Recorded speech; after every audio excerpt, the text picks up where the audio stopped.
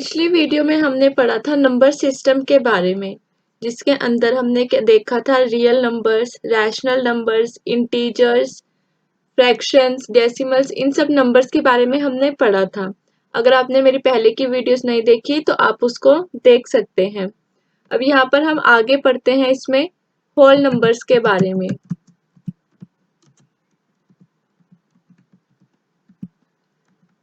Whole numbers हमारे होते हैं जो नंबर्स हमारे 0 से स्टार्ट होते हैं।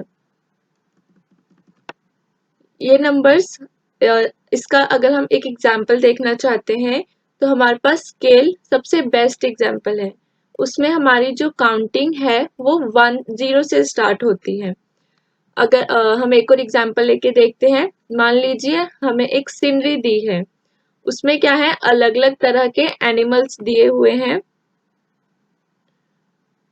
तो उसमें अब हमें उनकी कैटेगरीज को अलग अलग करना है। जैसे मान लीजिए उसमें हमें बोला लायन, उसमें कितने हैं, तो हमने देखा उस पेंटिंग में लायन है ही नहीं, उसमें कितने हैं, 0। उसके बाद हमें बोला उसमें डियर कितने हैं, तो हमने देखा उसमें डियर सिर्फ 1 है। इसी तरह से ज़ेब्रा हमने उसमें देखा, तो ज़ेब्रा उसमें 2 है। आगे जो क्या है ये इसी तरह से चल रही है। तो हमने देखा जो हमारी काउंटिंग है वो 0 से स्टार्ट हो रही है, यानी कि ये नंबर्स हमारे क्या बन जाएंगे, होल नंबर्स। चलिए नेक्स्ट देखते हैं नेचुरल नंबर्स।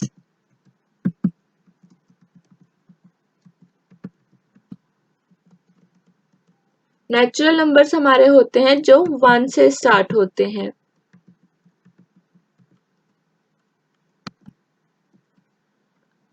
अब इसमें हम जैसे यहाँ यही एग्जाम्पल अगर हम देखते हैं तो यहाँ पर हमने क्या किया कि ये वाली जो कैटेगरी है उसको हमने हटा दिया। अब हमारी जो काउंटिंग है वो 1 से ही स्टार्ट हो रही है, तो यानी कि ये वाले जो नंबर्स हमारे अब क्या हो जाएंगे, ये नेचुरल नंबर्स हो जाएंगे। इसके बाद नेक्स्ट हम देखते हैं इवन नंबर्स।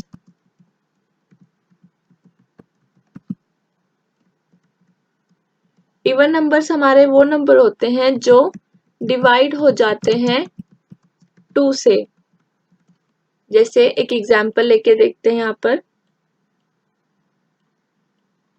कि हमने 4 को डिवाइड किया 2 से,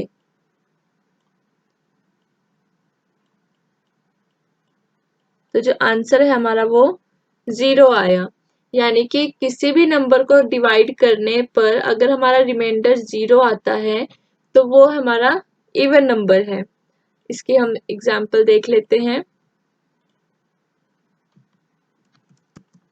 जैसे 2, 4, 6, 8, इसी तरह से आगे नंबर्स हमारे पास जो भी नंबर 2 से डिवाइड हो जाएंगे और उसका रिमाइंडर 0 आएगा तो वह हमारे इवन नंबर्स होंगे।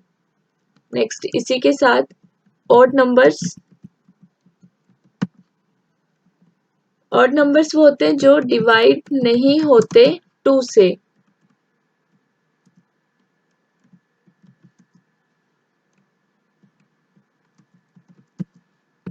यानी कि इनका रिमाइंडर जो है 2 से डिवाइड करने पर इनका रिमाइंडर 0 नहीं आता।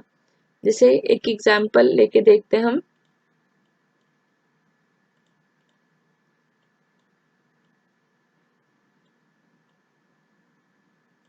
हमने 3 लिया यहाँ पे, इसको 2 से डिवाइड करते हैं,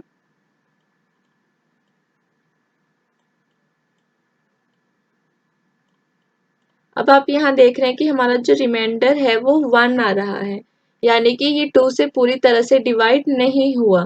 तो ऐसे नंबर्स को हम क्या बोलेंगे, ऑड नंबर्स।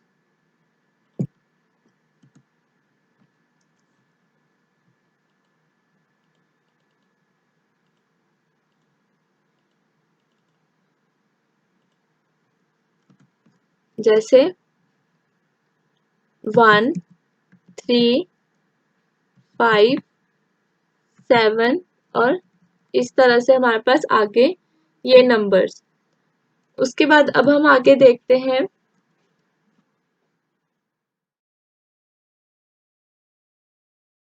अब हम देखते हैं प्राइम नंबर्स के बारे में।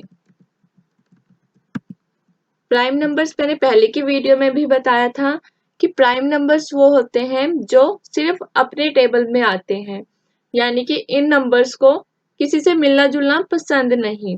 जैसे कि एग्जाम्पल देखते हैं हम 2, 3, 5, 7, 11 और इसी तरह से आगे 13, 17 इस तरह के नंबर्स जो के हैं वो सिर्फ अपने टेबल में आते हैं और किसी के टेबल में नहीं।